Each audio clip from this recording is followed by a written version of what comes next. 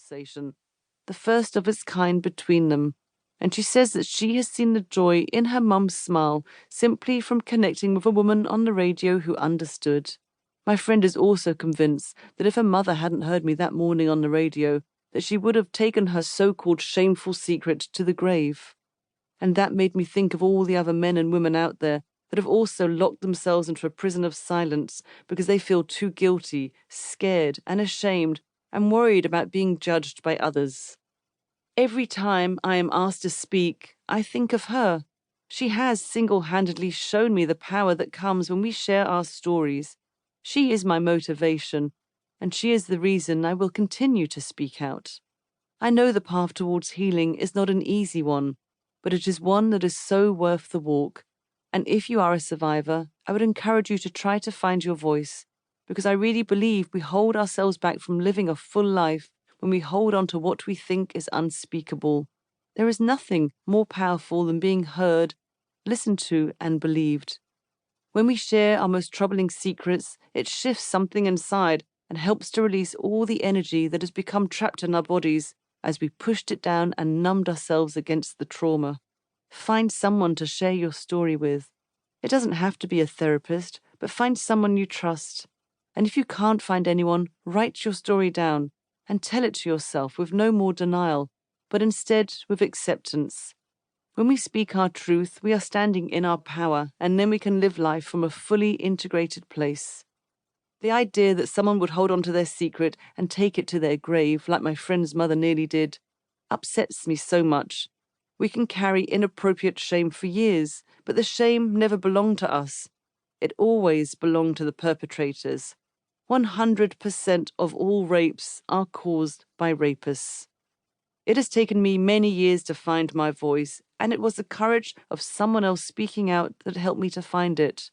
I intend to pay that forward. I won't be silent anymore.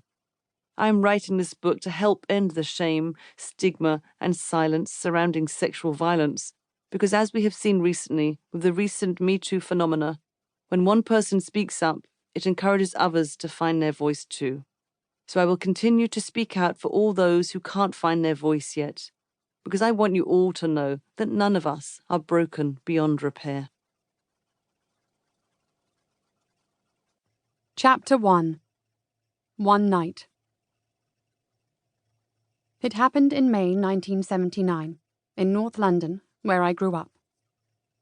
The exact date is something I have never tried to establish.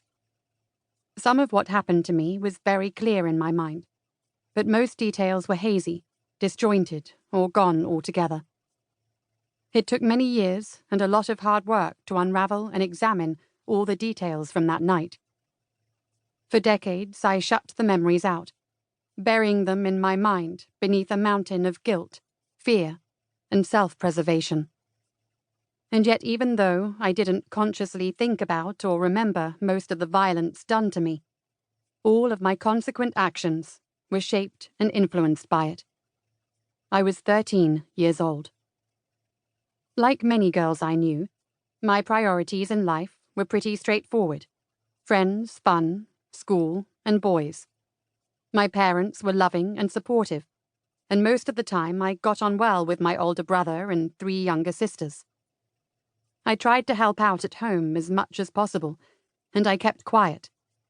A shy girl, I was never one to bring a lot of attention to myself. My grades were average, and by all means I was pretty normal. But my friend Kelly was something different altogether. Almost everyone has that one person in their class that they look up to and want to be like. For me, it was Kelly. She seemed so different from the rest of us, and in many ways she was. Her parents were divorced, and I had never met anyone from a single-parent family before. Her dad was American, which seemed exotic at the time, and she wore makeup. She had Farrah Fawcett flicks in her hair, and wore far cooler clothes than anyone else in school. Outgoing and flirtatious with boys, she was far more mature and physically developed than most girls in my class. She seemed so bold, so fearless. I was on the other end of the spectrum from Kelly, but being friends with her made